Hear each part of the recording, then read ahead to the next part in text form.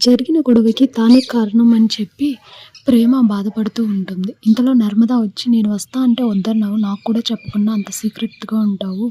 ఈ విషయం ఇంట్లో వాళ్ళందరితో పాటు నాకు కూడా తెలియనివ్వకూడదని అనుకున్నావు అంతే కదా! అని ప్రేమని అడుగుతుంది నర్మద. సారీ అక్క, జరిగిన దాంట్లో నీ ప్రమేయం లేకపోయినా నా కారణంగా నువ్వు మాటలు పడ్డావు.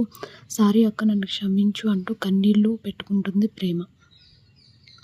దాంతో నర్మద నువ్వు నాకు సారీ చెప్పాల్సిన అవసరం లేదు, నువ్వు ఏడవద్దు అని ప్రేమను ఓదార్చుతుంది.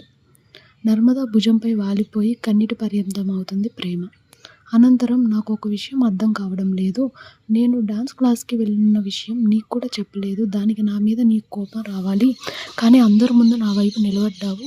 నా భుజం తట్టి అండగా నిలిచావు. ఎలా అక్కా అని బోరున ఏడుస్తుంది ప్రేమ. చూడు ప్రేమ, నువ్వు నా తోడుకోడలివి, తోబుట్టుని దానివి. తోడుకోడలంటే సరదాగా 4 మాటలు చెప్పుకోవడమో, సంతోషం పంచుకోవడమో కాదు. బాధ వచ్చినప్పుడు అండగా నిలబడాలి. ఏ కారణంగా నాకెందుకొచ్చిన సమస్యలే అనుకుంటే అది స్వార్థం, అవకాశవాదం అవుతుంది తప్పితే తోడికోడల అనుబంధం అవ్వదు. నువ్వొక ఇంటి నుంచి, నేనొక ఇంటి నుంచి వచ్చాము. కానీ ఇప్పుడు మన ఇద్దరిది ఒకటే ఇల్లు. నీకు ఏదైనా కష్టం వస్తే ఆ కష్టం నాకు కూడా. ఆ కష్టం నుంచి నా చెల్లిని ఎలా బయటకు తీసుకురావాలని ఆలోచిస్తాను గానీ నిన్ను వదిలేసి ఒంటరిదాన్ని చేస్తానా చెప్పు అని కళ్ళు చెమ్మగిల్లేటట్టు మాట్లాడుతుంది తోడికోడలు నర్మద. ఆ మాటలతో ప్రేమ అక్క అంటూ పరుగున వచ్చి నర్మదను పట్టుకొని కన్నీళ్లు పెట్టుకుంటుంది. సారీ అక్క, ఎవరి స్వార్థం వాళ్ళు చూసుకుంటున్న రోజులివి. తప్పు చేసి కూడా తప్పించుకుంటున్నారు. కానీ నా వల్ల నువ్వు మాటలు పడతావని తెలిసి కూడా నాకు అండగా నిలబడ్డావు. నీలా ఎవరు ఉండరక్క. నిజంగా నీ వ్యక్తిత్వం చాలా గొప్పదక్క అని నర్మదని ముద్దాడుతుంది ప్రేమ.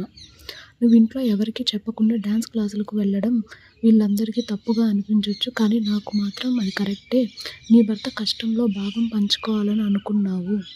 వయసులో చిన్నదానివైనా సరే నా దృష్టిలో గొప్పదానివయ్యావు. తప్పు చేశాననే ఫీలింగ్ నీ నుంచి తీసేయ్ అని అంటుంది నర్మద. కానీ నా కారణంగా మావయ్య మాటలు పడ్డారు. అదే చాలా బాధగా ఉంది అంటుంది ప్రేమ. నువ్వు రాకముందు నుంచి ఈ 2 కుటుంబాల మధ్య గొడవలున్నాయి. వాళ్ళ పగల ప్రతీకారాల కోసం 25 ఏళ్లుగా కొట్టుకుంటున్నారు. మధ్యలో నీలాంటి వాళ్ళు ఇలా బలవుతున్నారంతే. ఈ గొడవకి నువ్వే కారణం అని నీ మనసులోంచి తీసేయ్ అని ప్రేమకు అండగా నిలుస్తుంది నర్మద. ఇటు రామరాజు రైస్ మిల్లుకు వెళ్తాడు. కానీ జరిగిన అవమానం తలుచుకొని జీవశ్చవంలా ఉంటాడు. ధీరజ్ వెళ్ళి నాన్న అని కాళ్ళపైన పడతాడు. నాన్న అనే పిలుపు వినగానే రామరాజుకి జర్రెలు పాకినట్టు ఉంటుంది. నాన్న, మీకు ఎలా చెప్పాలో, ఏం సంజయ్‌కి చెప్పాలో అర్థం కావట్లేదు. నా లైఫ్ నాతో సంబంధం లేకుండా అయిపోతుంది. నాకు తెలియకుండానే నా లైఫ్‌లో సంఘటనలు జరిగిపోతున్నాయి. చూస్తూ ఉండడం తప్ప ఏం చేయలేని పరిస్థితుల్లో ఉండిపోతున్నా. ఇప్పుడు జరిగిన గొడవ నా వల్లే జరిగింది. కానీ ఆ గొడవకు కారణం మాత్రం నేను కాదు. ఈ విషయం మీకు ఎలా చెప్పాలో అర్థం కావడం లేదు అని అంటాడు. నేను మీ దృష్టిలో మంచి కొడుకుని కాకపోవచ్చు, కానీ చెడ్డ కొడుకుని మాత్రం కాదు నాన్న. మీరు తలదించుకుంటే నా ప్రాణం పోతుంది.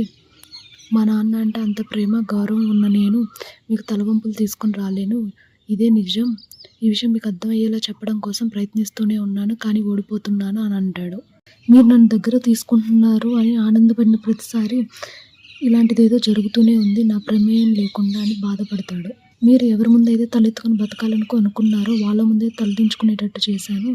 ఇకపై అలాంటివి జరగవు. నన్ను క్షమించండి. నా వల్ల మీకు ఒక్క అవమానం కూడా జరగదు. మీరు ఇలా ఉండొద్దు నాన్న. దయచేసి ఇలా బాధపడుతుంటే నేను తట్టుకోలేను. నా ప్రాణం పోతుంది.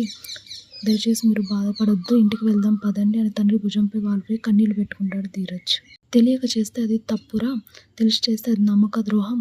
నువ్వు నాకు చేసిన నమ్మక ద్రోహం అని అంటాడు. అలా మాట్లాడొద్దు నాన్న అని ధీరజ్ అంటే, ఎలా అనాలిరా మరి? 25 ఏళ్లుగా ఆ ఇంట్లో మనుషులు నన్ను ఎంత అవమానిస్తున్నారో నీకు బాగా తెలుసు.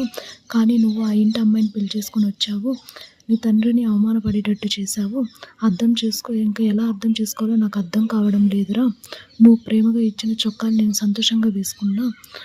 నా కొడుకుని నేను ప్రేమగా దగ్గరకు తీసుకోవాలనుకున్న ప్రతిసారి నువ్వు నాకు అవమానాన్ని బహుమతిగా ఇస్తున్నావు అని అంటాడు రామరాజు.